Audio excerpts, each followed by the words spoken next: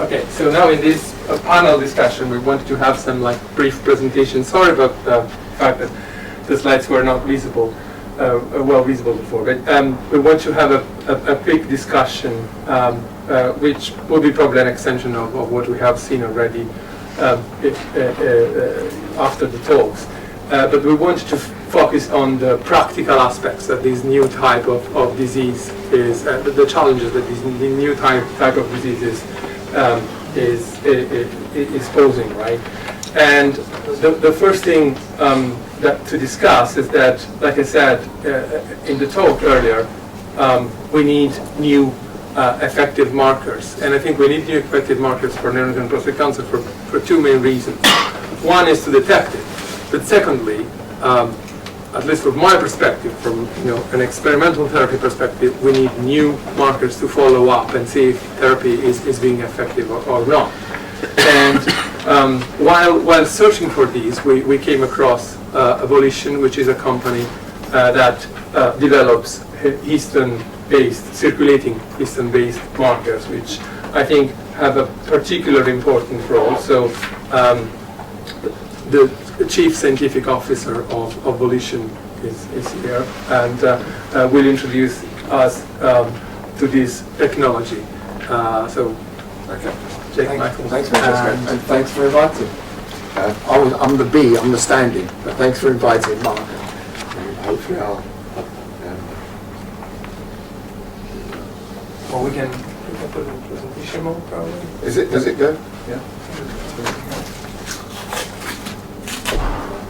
No, it's PDF. It's PDF, yeah. Oh, I can just fix this. Won't slow things down drastically. So I'm just going to, I've got one slide about the company, tell you about the technology that we're developing, how that relates to cancer, and the research use applications for what we're doing. The company itself is based in Belgium. That's our lab. We started in 2010. We're now actually 44 people. There's 28 in the lab. This is some of them. And what we're doing is developing blood tests in oncology, and we're focused on circulating cell-free nucleosomes. And I don't know if any of you have read anything about circulating cell-free nucleosomes before, but I'll tell you what they are and why we think they're interesting. So I think the best way to introduce circulating cell-free nucleosomes is just to look at cell-free DNA, because most of you are probably familiar with cell-free DNA and probably not so familiar with cell-free nucleosomes. This is just a study going back to 2009 in lung cancer, and in most cancer patients there's an elevation of cell-free DNA. And what the cell-free DNA is mostly fragments of DNA about 150 to 180 base pairs long, and you get an elevation of this in the bloodstream of cancer patients. And in this study, most lung cancer patients had an elevation, and you can actually make a ROC curve against healthy people on that basis, and there is a stage dependence. So as you get to bigger late stage cancers, there's a bigger elevation of cell-free DNA, and in cancer, in lung cancer, that's independent of their smoking history. So this is just a slide from a couple of years ago. Obviously, these 180 base pairs of DNA don't circulate as Watson-Crick double helix. That wouldn't be very chemically stable for very long. And in fact, they circulate as mononucleosomes. And everybody, there's so many groups in the world, they're interested in cell-free DNA and circulating tumor DNA, and actually for some reason very few people are interested in these, when in fact they're one and the same thing. So there are many ctDNA companies out there, and what they do essentially is chemically extract the DNA from the nucleosomes and then sequence it. And the answer to everything is deeper sequencing and more accurate sequencing and a whole bunch of bioinformatics to look for any kind of tumor-associated genetic abnormalities and sometimes epigenetic in terms of DNA methylation and so on. But of course, this thing contains a wealth of other epigenetic information which, by and large, everybody ignores. And as far as I know, we are the only company that's not ignoring it. And looking at these has huge benefits as well, because they're present in amounts that can be measured by simple ELISA. So instead of having a sequencing-based technology that costs potentially thousands of dollars per patient, you can do something that has the same price as a PSA test. Maybe slightly exaggerating, but on that ballpark.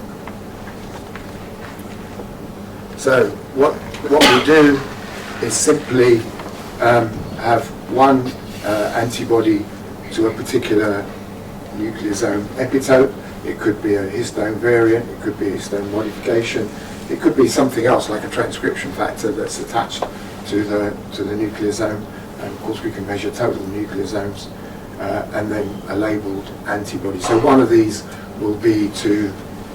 antibodies will be to a specific histone modification, for example. The other antibody will be to usually the antibodies that we use are conformational nucleosome epitopes. So they're not histone epitopes. They only exist within the context of a nucleosome. So it's a conformational epitope that brings together is only present in nucleosomes that have both H2 and H4 and actually have DNA as well. If any of those are absent, we won't find. And the idea here is that we can measure, simply we can measure total nucleosomes, but we can and all these other aspects, and on a cost-effective basis.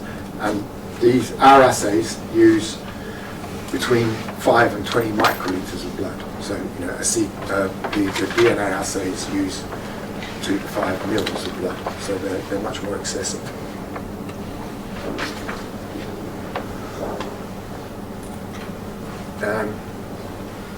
So we've got, this is just a result in lung cancer using our this one variant assay, but actually because it's on its own, it's more or less like a total assay. So we get very similar results for lung cancer in small studies, just based on the elevation of nucleosomes. And actually, if you look at the relative concentrations, the numbers all work out correctly and so on. The interesting thing that is a big topic of discussion in ctDNA areas is that we've got most of these people have got less than 500 nanograms per mil here in control. Some of these people have got to 200 or so nanograms per mil. So we've got quite some, a doubling probably of the levels. But actually, if you look at what proportion of the DNA fragments have a tumor origin, it's around 1%. So if this doubles, but only 1% of it has a tumor origin, where does the rest of it all come from? That's a huge question in circulating DNA, in the circulating DNA field. It's something we're working on, and actually we think we're making good progress with that. We have some very interesting data. I can't tell you about it today, but we will publish it later in the year. Actually, you can learn a lot more about where things come from nucleosomes than you can from DNA. So the other thing that we're looking at is, given that only a proportion of this actually comes from the tumor, can we pull out those tumor-derived nucleosomes? And that's something else we're working on, and actually we're making very good progress with that as well. So what we I think we will have, because we are making very progress with this, is that we will have either a pre-purification step which pulls out tumours, tumour-derived nucleosomes, or we will simply, this one will only pull out tumour-derived nucleosomes, or mostly tumour-derived nucleosomes, and ignore the rest so that we can enrich the fraction of interest. Okay, so surprisingly, probably, given that it's a small, just this is cfDNA in metastatic prostate cancer. So these are male and female controls. I don't know why we have female controls, but we do. In BPH, there is an elevation in circulating DNA, and in metastatic cancer, in many cases, there's a dramatic rise. So, and actually, the level of DNA also is prognostic. So we've looked at something similar. If we look at nucleosome levels, but this is not in metastatic. These are in newly diagnosed men. Actually, it's a study in Belgium, our laboratories in Belgium. And this is just looking at high-grade Gleason versus no cancer. There is an elevation, at least in some of the men. And for me, that was a surprise. I didn't think we'd see anything there, because in the end, prostate's a very small gland, and so why would you get an elevation in nucleosomes from something which has a very low cell turnover and is small? I didn't think we'd observe that, but we do. And what we've done here is some early work we've done locally in Belgium, is that we've put together that nucleosome assay with a couple of inflammatory markers, and that actually gives a very Gleason score dependent response, such that these are small numbers. Obviously, we want and need to do bigger studies, but it does seem that you could draw a line at the bottom of the high-grade Gleasons and eliminate a lot of men, at least as not having high-grade Gleason. Whether that's clinically useful is debatable, but it's a good result for us. Similarly, you can do something similar based on risk scores, and the same principle works. And then on neuroendocrine cancer, we haven't worked on this so far, but looking at the publications, some of these histone modifications may be very interesting. And actually, both of these we have in development. And where we are with them is that we essentially have prototypes. So for us, a prototype is an assay that is analytically valid. It dilutes linearly and it spikes linearly and so on, but it's not manufactured properly. So we don't know that one batch of reagent is the same as the next batch and all that sort of thing. So these are at the level where they work in our lab, but they're not manufactured already. So it will be very interesting to do those, to try this approach. And we are also releasing these kits as research use only kits, because our main focus is on lung cancer and colorectal cancer currently, because then we don't have any of the problems you've spoken about. If we find a lung cancer, there's no issue about whether or not it should be treated. So there's no over-treatment of lung cancer. So these are our main focus. But we recognise that, and we hope that other people will have other uses in other areas. So we are releasing all of these as research kits. The first two are already released, and we expect to have another 4 this year for specific histone modifications. And it will, I don't know if it will include the ubiquitin assay, but it will include the H3K27 assay. That's it, I think. Thank you very much.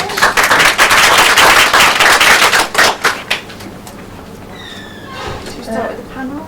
Yeah. Is that right? Yeah. It stems from partly from the earlier talks and as well from what you just said about the ELISA part of it. Yeah. If I can start from the earlier talks, is that all right? Yeah. Yeah, well, because of the current need that there is for markers, how would that relate to specific markers for targeted drug delivery? The short answer to that is I don't know. Our focus as a company is more on screening. So we've got several big studies in, as I said, in lung cancer. We've actually done 3 studies now which reproduce all of the data I've shown, and in terms of training and validation, they're reproducible, so you get the same results. If you train, if you make cut-offs in one study and transpose it to another, it's very reproducible, and so on. In terms of drug delivery, we think that there is a potential for that. So especially, obviously, for epigenetic drugs. So a lot of people looking at HDAC inhibitors are used routinely, and then there's DNMT drugs and potentially HMG drugs as well. So I think that's probably where we would see that our technology could be used in terms of drug selection as opposed to drug delivery. But we're not doing those studies currently. I think your technology would be particularly relevant for certain types of epigenetic treatments for which we know that they are active in a subset of patients, like in neuroendocrine prostate cancer, for example. And we are particularly interested in the assay, the H3K27 methylation, because this is the readout of EZH2 activity. So we've done work in the past showing that EZH2 is very relevant, and then it's been confirmed by several labs that it's very relevant for neuroendocrine prostate cancer. There are 3 drugs which are currently in the clinics used for treating other types of cancers, and we're trying to see if they're active also in neuroendocrine prostate cancer.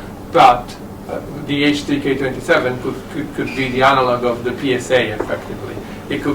You can screen the patients at each time of therapy and see if they are responding or not to the H3K27 inhibition, and therefore if the drug is active. It's not about delivery. I think it's not a pharmacokinetic type of information that you can derive from it. It's more a pharmacodynamic type. So is your target being inhibited effectively? So with all these treatment markers, where does that leave us with regard to drug delivery?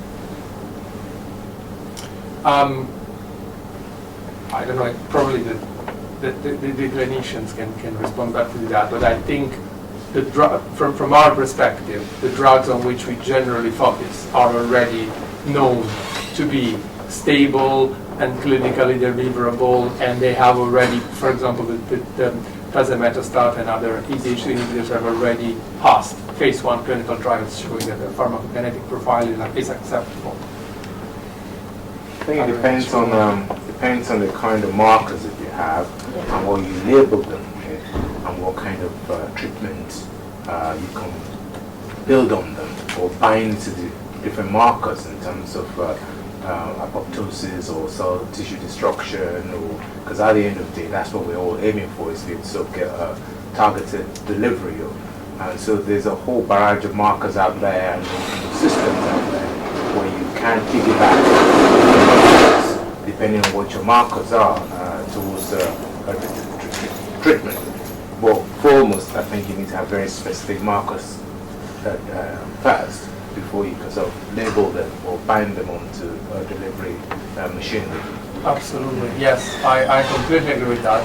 And most of the markers which are used right now, particularly for targeted therapies and epigenetic therapies, unless there is a clear genomic mutation, in that case, like the KRAS mutation in colorectal cancer, but in other cases, the type of studies that you see are exactly what you are suggesting, and they generally try to piggyback and to use something as a proxy. But in this case, what is fascinating, at least from our laboratory perspective, is that it would be a very clean readout of the activity of the drug, and Volition has done extensive research showing that most of these markers come actually from the cancer site.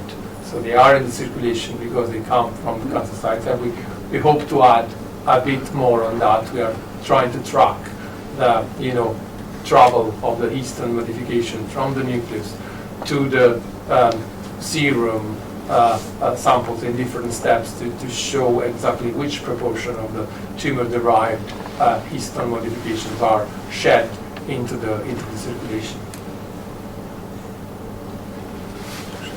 So, since you are affirmed that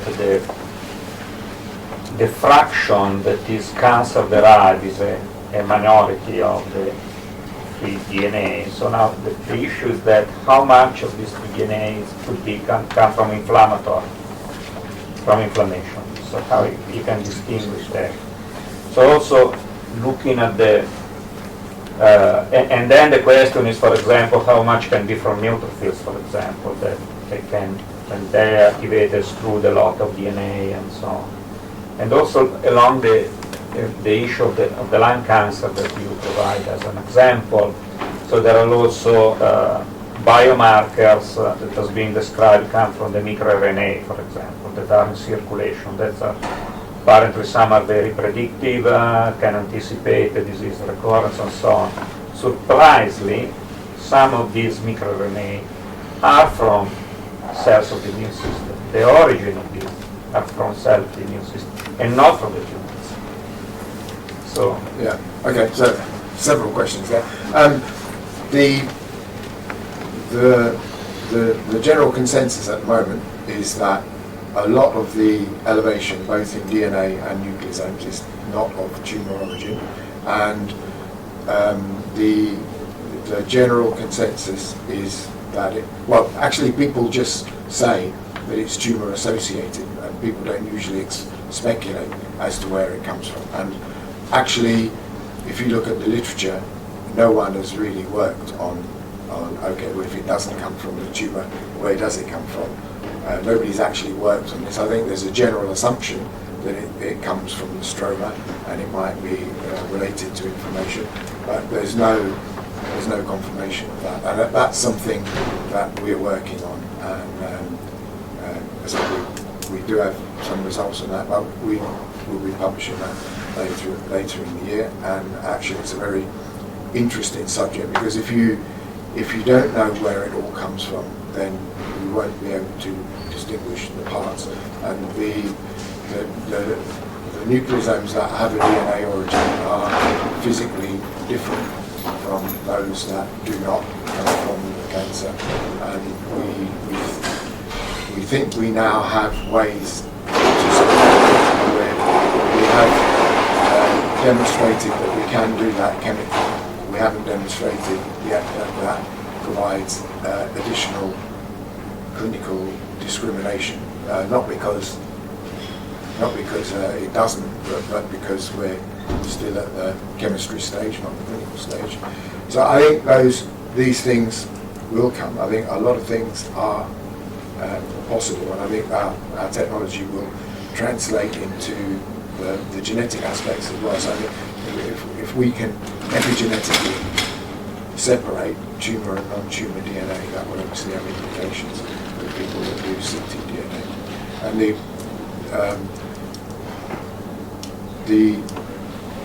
the other question related to what happened. Oh, Lucas, white cell, white cell origin. Now, in general, there is a small amount of circulating nucleosomes in all healthy people. That has been shown to be white cell in origin. Most of the stuff that comes from white cell, like from nets and things like that, is big. It doesn't react in our assays. So that's less of a problem, and it's less of a problem for the circulating DNA guys as well, because it's so big that it can easily be excluded on the basis of size.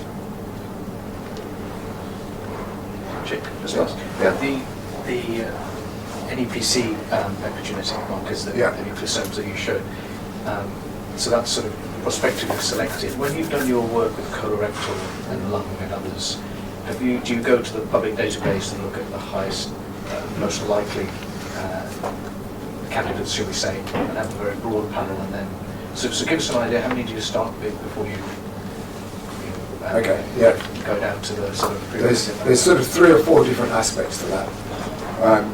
The first aspect is purely practical. What can we get good antibodies for? And actually, the number of antibodies, the number of really good antibodies out there. So, for example, if we were looking at H3K27, does it react with dimethylation or monomethylation and no methylation? Does it react with some other trimethylating lysine? And once you start investigating those, you can throw out 99.9% of the antibodies if you actually want it to be specific. And I think that a lot of stuff in the literature is fallacious simply because the antibodies aren't good enough. So some of which assays do we develop, some of that is purely based on which ones do we get very good antibodies from. And then there is an element of selection by the literature. So we scan the literature, and if it looks to be a good one, then we go for it. There is also, we have another program, I didn't mention it, but because we can immunoprecipitate the nucleosomes, and we think now we can immunoprecipitate nucleosomes of tumor origin, not necessarily completely specifically, but with a very big enrichment. We take those immunoprecipitated nucleosomes and we've got mass spec partners. And so the question then is, two aspects to that. One is just a shotgun mass spec approach. So what histone modifications and which histone variants and so on are present in these immunoprecipitated nucleosomes. Clearly, if they're not present in the cancer samples, then they're not of interest. So we can kind of negatively and positively choose. And then we can also do, instead of a shotgun mass spec approach, we can do a selective mass spec approach where you can choose probably up to 10 or 20 and specifically analyze them. So we could go for H3K27, for example, and if we had, it's even conceivably something we could do together. So we could take samples that you expect to be positive, put them through mass spec, and does mass spec think that they're positive, and then we can, and that's good on a research level. It's not good on a product level, so we could take those forward. So that's the sort of approach. And the histone modification assay that's most advanced for us happens to be H4K16 Astar, and that we've only recently kind of brought that online, and we tested that in colorectal cancer, and it was very discriminatory.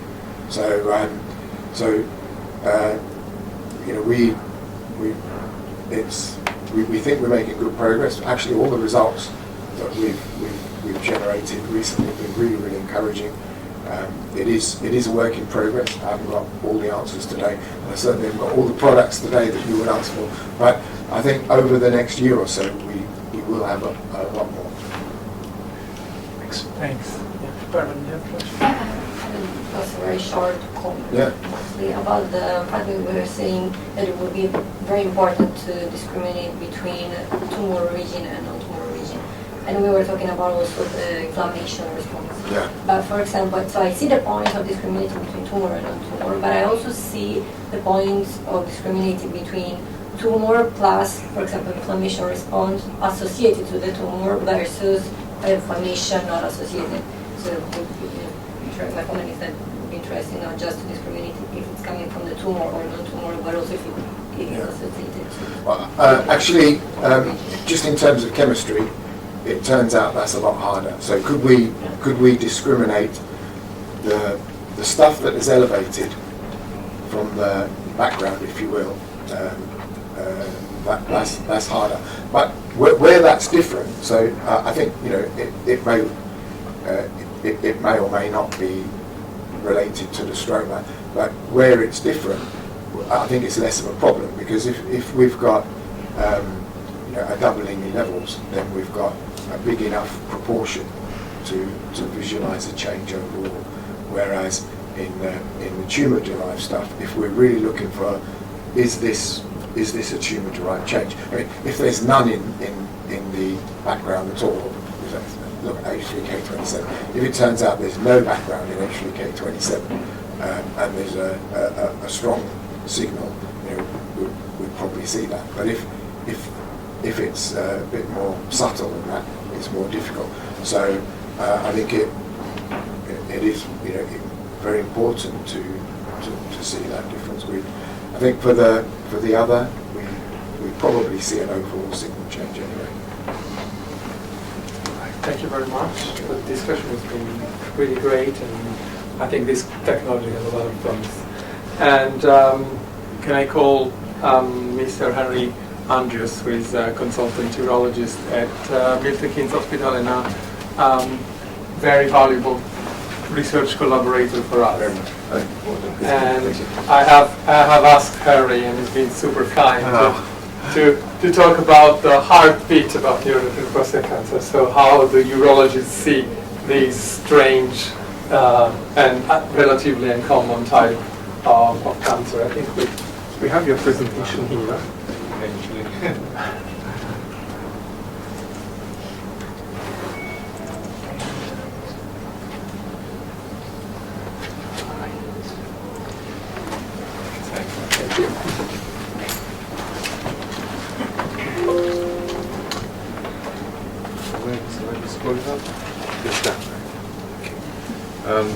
Good morning. This is a very boring bit because we've got all this high-tech stuff that you would talk about. Our ones are very simple. We see patients, we look after them as best as we can as clinicians. There's a lot of overlap from what has been said so far. My colleague here, the professor, has done a lot of my work for me. I don't need to do too much more now, so I can go home. Right, I'd like to thank Shirley Matthews, pathologist at the Milton Keynes Hospital, who did ask if she could actually look in the record system to find neuroendocrine tumor patients, and we've only had 2 in the last 4 years. 2015 there was 1, there's one recently as well. So it's an incredibly rare condition. We get about 400 referrals to our prostate cancer referral pathway in Milton Keynes in a year. Part of us will come back positive with prostate cancer, so imagine probably talking about 120 prostate cancer per year in Milton Keynes. So if you imagine over 4 years, that's 600, with 2 over 600, and start getting this sort of very limited percentages of rather rare condition. So many thanks to Shirley Matthews. They found a lot of similar tumors in the bladder cancer patient. Maybe one day you're going to look at neuroendocrine tumor in bladder cancer patients. And also I'd like to thank my research assistant here, Rakan O'Day, who's the registrar at the hospital. He put the slides together. If you find any imperfections in the slide, it's my fault. I was working at about 4:35 a.m. this morning to reduce the volume because I'd had lots of lengthy presentations which I had to cut down. I'll just present a few clinical scenarios that we have. That's about it. It's a 63-year-old gentleman who presented to us with urinary problems, frequency, urgency, poor flow, as you tend to get in these age group of patients. The prostate starts to grow larger and slow things up. As you know, the diagrams you've seen earlier on, the prostate sits just beneath the bladder, and there's a little kind of like an apple core kind of tube, which is the urethra, goes to the middle of the prostate, and as you get older and older, you get the squeeze, so that urine doesn't flow down as it should do. So you pee a little bit at a time, and so have the kind of symptoms that we get called the lower urinary tract symptoms. It's usually poor flow. You finish, you want to go back again, and come back again and do some more because you never really finished in the first time. His brother had prostate cancer, this chap, and we examined him, and his prostate is quite large. And examining the prostate is a finger through the bottom, just this I'm not sure if anyone's had those here, but they're not the most pleasant things to be had. So the examination showed a very large prostate. He was given some medicines to relieve and relax the prostate. There are medicines that relax the prostate and allow you to pass water better, but then if it doesn't work, you can reduce the volume of the prostate by putting a camera through and shaving the inside of the prostate to a slightly wider. And a lot of the old ones, they call it the rebore, which is just like opening of the prostate gland to be able to get a better stream. Unfortunately, regardless of the medication, they had to combine medicines, but in spite of that, he still went into urinary retention. He shut down completely, it couldn't be. And when you get that, we put a catheter into the patient. Checked his PSA. PSA was normal for his age. It was, four was about right for a 63-year-old. And then, because he was taking finasteride, that even reduced that much, went right down. But regardless of the fact that the medicine seemed to be working on his prostate gland, should work on prostate glands, the cells, the epithelium, there was no relenting of urinary retention, and so we eventually ended up having investigations. Just a few pictures of what we see in the clinical time, similar to what you showed earlier on. The large prostate, you can see that a large, this is his rectum, this is the prostate gland, the bladders are being shut away up there. Now it's the bladder there. You see the catheter inside of the gentleman, regardless, and that's his prostate gland, quite huge and pushing in different directions. And when you talked about tissue in the visceral metastases or areas you don't even least expect them, you have some lymph nodes in parts. We can also see even just a large cancer deposit just sitting somewhere in space.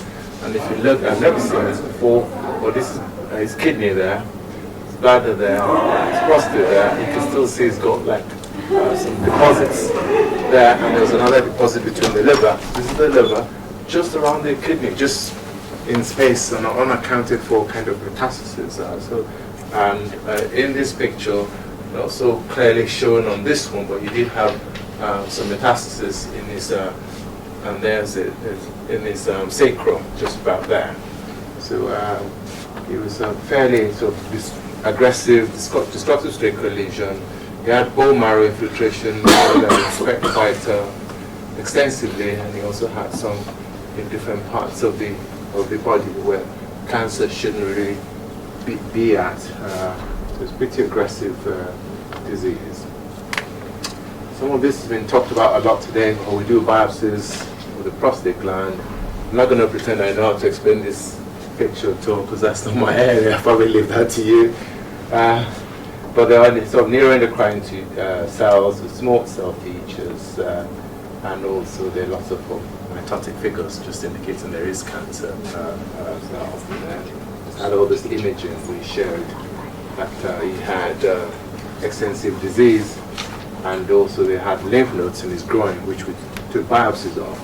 And again, the biopsies have shown the highly malignant tumor with similar types, and they're all kind of types that was done by the histopathologist to confirm that. Like you said earlier on, the sort of treatment you want to give the patients are from the region of cisplatin, and he had palliative radiotherapy to his spine because of pain in his back. Okay, so that's our first patient. And the second patient is an 82-year-old gentleman who has a sort of clinical history of schizophrenia, but that wasn't the main problem. The main problem was the fact that he also could not pass urine, and that's how they tend to come to us. Could not pass urine. There's nothing else that we knew about him in general. But during examination, you can see his PSA is slightly elevated, 8.5. It was 8.5 on 3 different occasions, so fairly stable. In the 5 years ago, you would probably say that was appropriate PSA for his age, but now we kind of know better that maybe it's just a touch too high. My colleague was saying earlier about PSA not just being a single figure, but something you sort of you stratify alongside age ranges and age groups. Young patients will probably be 2.5 and below. If you're in your 50s, 3.5. If you're like in the 60s, I'll probably say up to 4.5. And then the morning you wake up on your 70th birthday, it becomes 6.5.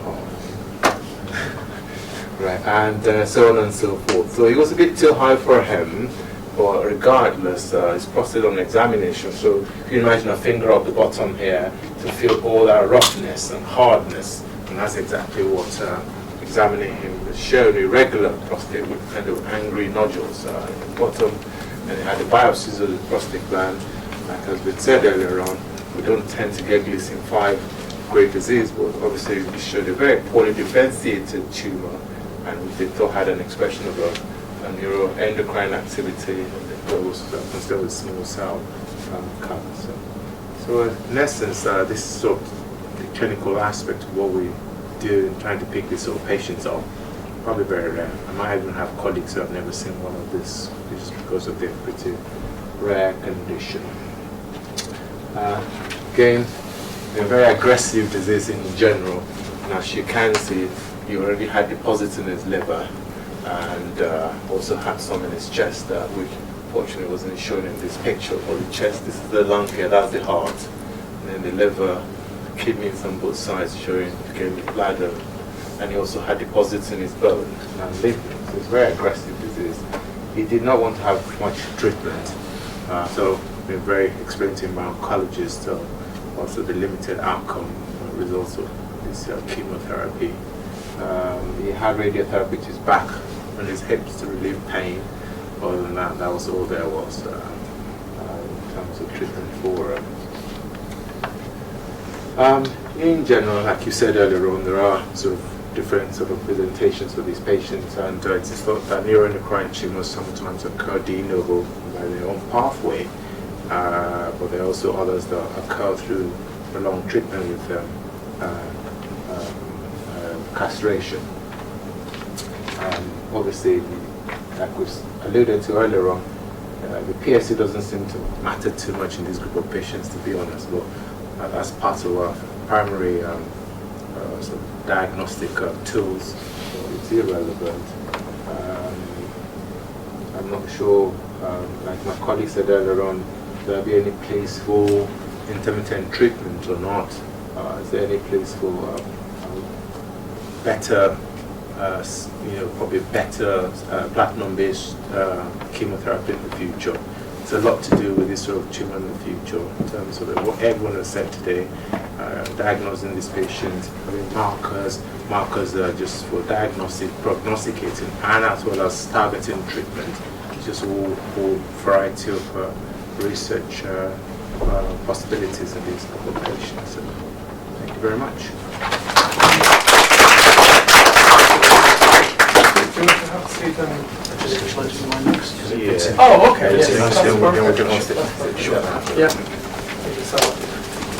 So now we have again Hande, Professor Hande with. Apologies.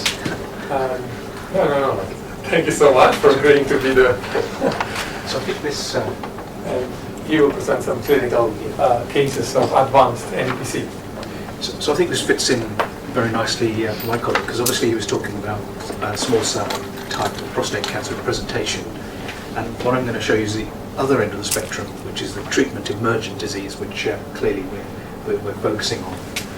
And as I alluded in my slides earlier on, is that there are a number of progression pathways and lots of patient phenotypes, in other words, and that we know that the PSA and bone scans are the greatest in terms of monitoring tools, and we rarely leave biopsy. So in terms of what is the sort of challenge in terms of identifying treatment emergent different types of prostate cancer, well, clearly you've got to have a clinical suspicion, and the suspicions are around clearly what was just presented, very low PSA, aggressive disease, but that's not quite so easy along the pathway, because often these patients start off in very conventional prostate cancer, which responds perfectly well to conventional treatment. The other issue we have, of course, we have an excellent pathologist, as you do, but actually you do have to ask them the question rather than them tell you spontaneously, because I don't think they ever have the time to think, am I dealing with treatment emergent disease? So I think it is that prospective discussion, and definitely ask the question, and then you get a very good analysis, and lo and behold, 20 more stains are done, and at least you know. Staining protocols, of course, important. And as we've alluded to a number of times now, what are the treatments beyond platinum? And this is an interesting area because small cell lung cancer is obviously the sort of biggest sort of disease in terms of patient volume of neuroendocrine pathology. And this is a disease which is completely forgotten in terms of new drug development. There are very few treatments that are being developed for small cell lung cancer, for example, and there are obviously parallels. We mentioned small cell bladder, which we see a lot more often than prostate.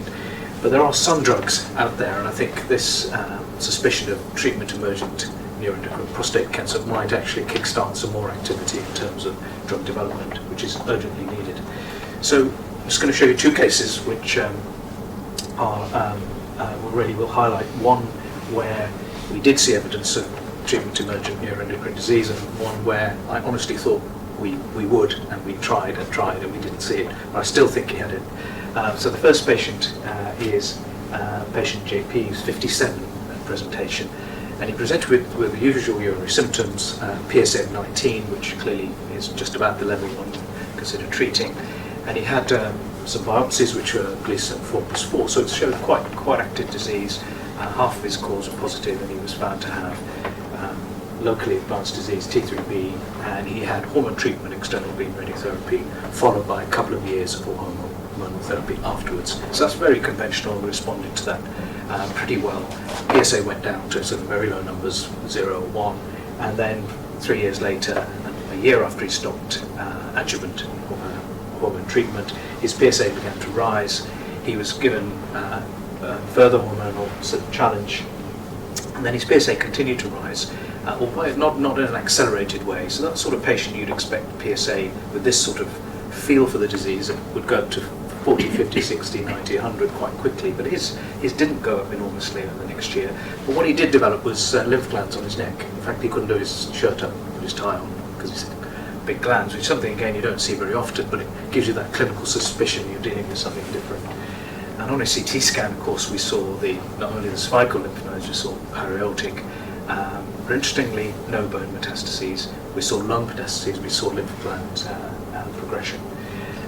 He had a biopsy, the cervical lymph nodes, and they showed poorly differentiated adenocarcinoma. No evidence of neuroendocrine. We asked the question several times, and he was given docetaxel 10 cycles, which is standard of care at that time, for which he had a response in terms of symptoms and partial shrinkage. He then progressed and was put on enzalutamide, which is the next stage. And by towards the middle of 2018, he started to become quite unwell with weight loss and quite marked liver discomfort. He developed liver metastases by this stage. His lymph glands went down and they came back up again. And again, his PSA, although it's 58, it's high. It's not in proportion to his disease. This was somebody where you'd expect certainly hundreds. We did a liver biopsy, which I think you have to do because it may be a different disease, and again it showed identical histology, poorly differentiated. And we gave him ECOG chemotherapy and breast cancer intensive sort of regime, for which he had some good palliative response. And then he came with the last sort of phase of his life really was troubled by sinus pain, something he'd had over a number of years, so we didn't really pick up on it. And this got worse and worse, and then he was a great sort of technology man. He sent me all sorts of photos of himself, various issues on the email, and then he sent me a photo with this sort of quite marked facial swelling with redness, which then we did a scan. At this point his PSA, you note, has gone from 58 to 63. So he had, as you see, lung metastases, he had a number of large liver metastases, and this huge area of paraortic nodes around his aorta here. And in terms of the sinus, this is what he had. He had a soft tissue metastasis which is starting to penetrate the sinus bone. So you can see this, the membrane being pushed to the right. So that is all a tumour deposit. So he never was finally diagnosed with neuroendocrine treatment emergent, but you can see the clinical suspicion is extremely high. This, I think, if we'd looked elsewhere, and it may reflect that continuum of a small percentage of cells in a biopsy right through to florid disease. Now, in contrast is the next patient, again diagnosed in his 50s, urinary retention, had this transurethral process my colleagues just described, improved his urine flow, was found to have aggressive prostate cancer with a PSA of 1200 presentation, positive bone scan, and some pelvic lymph nodes. And he was involved in that STAMPEDE study, remember the one where we give chemotherapy as well as hormones. And he achieved PSA drop down to 23, and this lasted a relatively short time, and his PSA started to rise again. And then again, similar story before, he had this nodal progression, CT progression, liver metastases, lung metastases.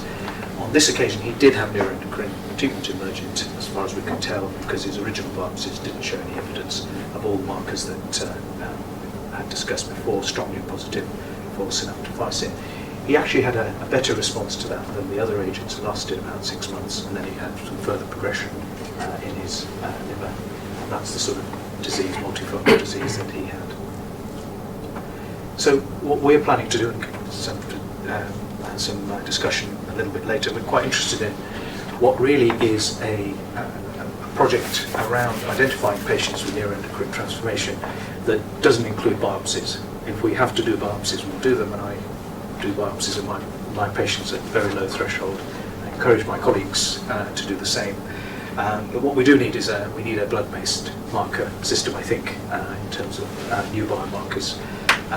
In our practice in Surrey in the last 12 months, we have seen 7 treatment-emergent neuroendocrine cases. I think it's probably more like 18 months than 12 months. These are all from soft tissue biopsies, and again, the range of neuroendocrinness of the tissue has been very variable.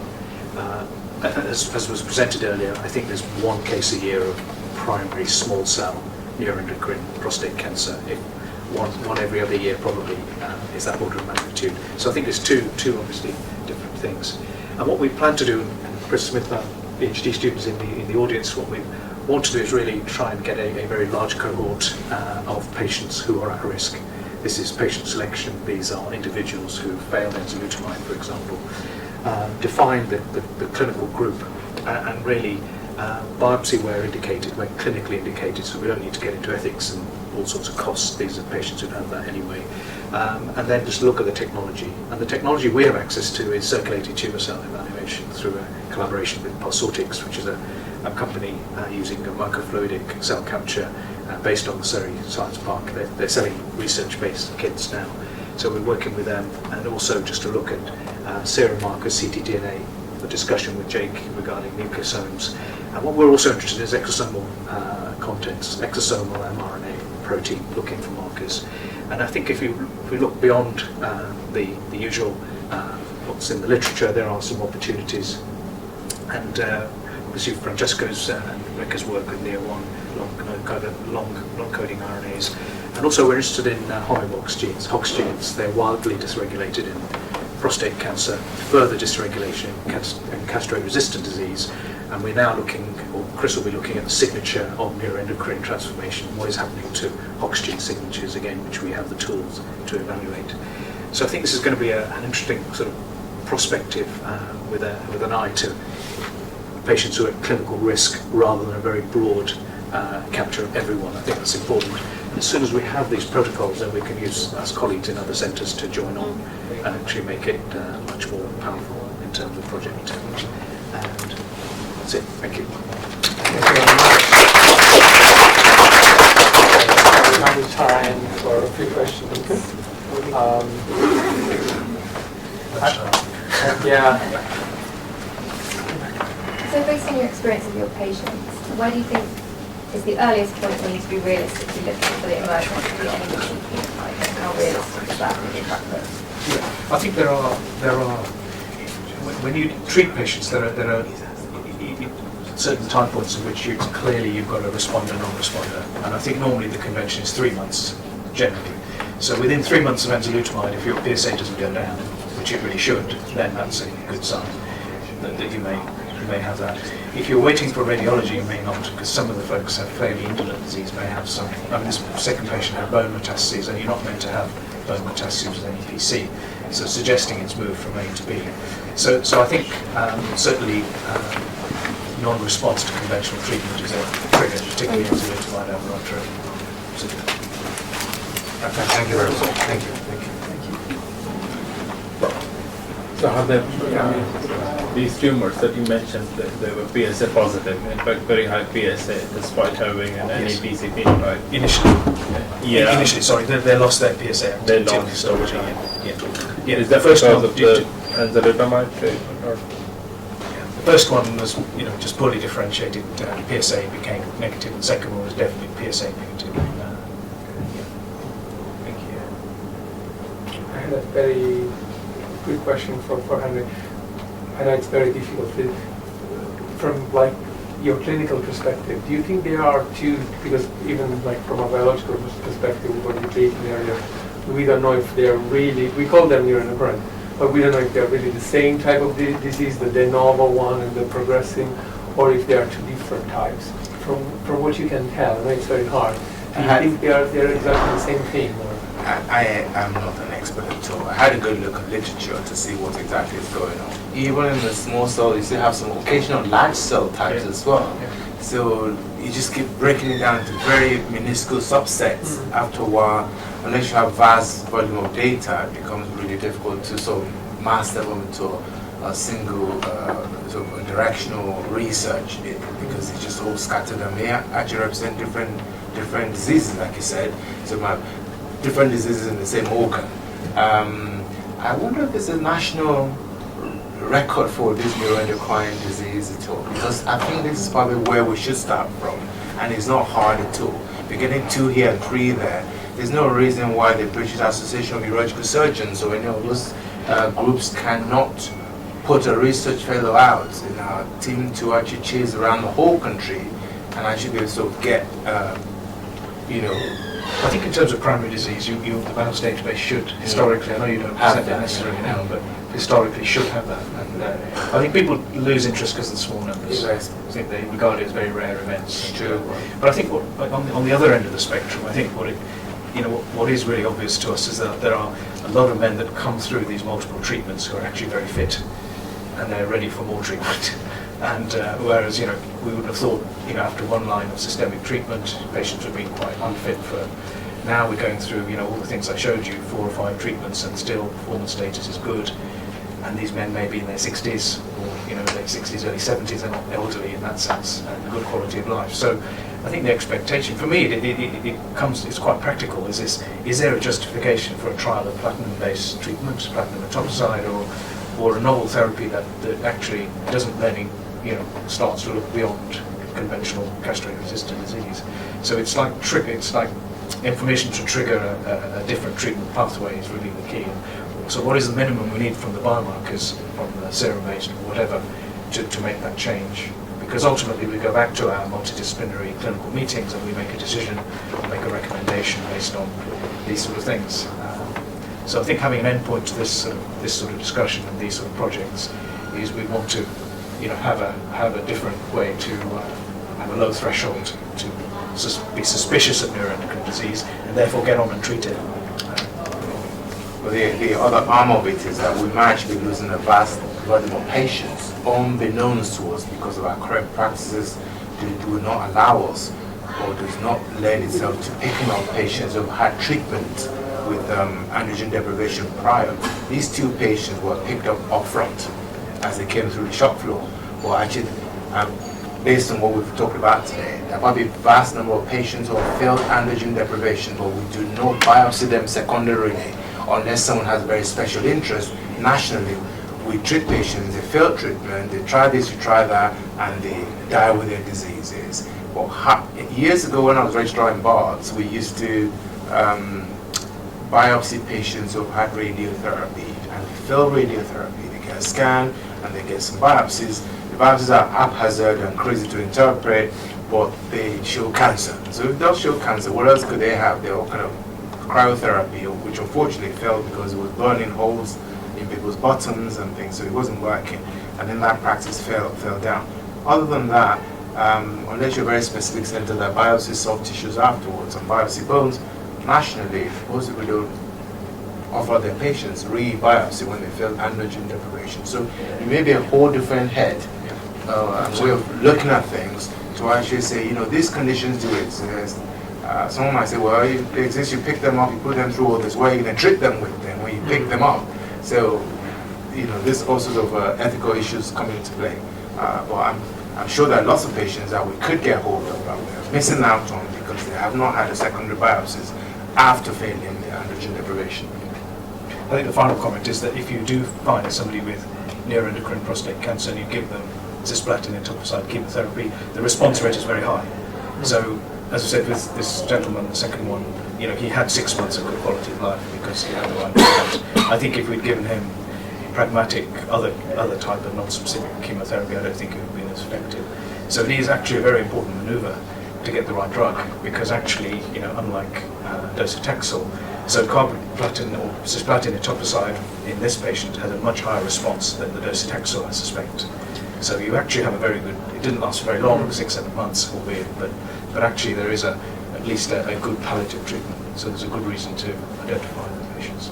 That was, thanks for bringing me. My other question was about the actual treatment. Obviously, from a laboratory point of view, what you would like to see is that the therapies increase life. But I think, if I interpret both of you correctly, you still think that a reduction in tumor mass can have an impact in quality of life. Absolutely. Even if, I don't know if I've read all the literature correctly, there hasn't been a study specifically on quality of life on these type of patients, right?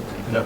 But anyway, there is a good link between the reduction of the tumor mass and an increase in quality of life. Well, we know what happens with small cell lung cancer. Patients come in moribund, and they have an incredible response to chemo, which was albeit very short, relatively short-lived. So we know it's a very chemo-responsive disease, and so we do know that. And there are a few drugs that are being developed for small cell lung cancer. This DLLR protein-targeted drug. And again, it's not a huge incentive for pharmaceutical industry because the numbers are, relatively low. So. I have a question for Professor Panda. You mentioned the CTC secreting tumor cells as probably biomarker in NEPC patients, but I was wondering, I'm not so familiar with the techniques, but I know that the CTCs are isolated with markers on the surface. So I was thinking about the probability to underestimate those cells that are from CRPC or NEPC because of differences in the surface markers. And so maybe you have some ideas. No, you're right. I mean, and whatever you capture, whatever technology, you don't really know what you're capturing because it's obviously a whole collection of different cells. This particular technology has one advantage in that it's a microfilter and it doesn't have any antibody capture. So it's a non-antibody. But despite that, you're right, it's a heterogeneous group of... But then it comes down to what is the minimum threshold. If we find some cells that are neuroendocrine, is that enough evidence? We have to start at the bottom, I think, and work our way up. Because we're not going to get a perfect panel, with the numbers of cells. I have a question about the patient treated with carboplatin at the end as a last drug. And my question is, why did you treat the patient at that point? So why not before, and why at that point? Because we didn't have the histology. Okay. Yeah, it's only based on biopsy. Okay. Yeah. Because once I heard from one of our collaborators that there was a patient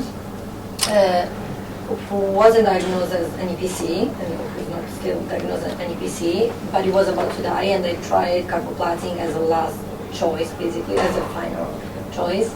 And he's still responding to carboplatin after, I think, months and months. And as soon as they remove the carboplatin treatment, the tumor grow again. And as soon as they started again, it goes away. So the trouble in our clinical practice is that there are patient-specific outcomes, and that, for some reason, he was maybe super sensitive to carboplatin for whatever reason. I think, whether it was the neuroendocrine or not. So, if you give, a broad number of patients single agents of any kind, you'll find some people that do really well. So, it's very difficult on an N=1 to know exactly what it does. Sure. And also for the 82 years old patient, that you said was suffering of schizophrenia. So we cross-studied a non-coding RNA, which is called MEAT, which is specifically expressed in NEPC cells. And this non-coding RNA has been associated with schizophrenia. So I was thinking that in our cases, you might be very interested. Just I don't know one. Common denominator's age with all this. I just found that interesting. I'm quite interested too. Yeah. he seemed quite stable with his disease, and as you know, quite a lot of patients also schizophrenia don't have lots of good days. Stable. I think we made rational decisions about treatment choices. He did not want treatment. And another of your patients had familiarity, but I suspect the other one did not have neuroendocrine prostate cancer. The older patient had no family he could recall had prostate cancer. He was able to himself. But the younger patient, he had positive family history of prostate cancer. The question is whether or not that was a neuroendocrine or not. So we missed her out because that occurred somewhere else. So, interesting to see. Interesting to see. Any other question? No? No, I think we're ready for lunch. Thank you very much for coming. Thank you very much. Thank you.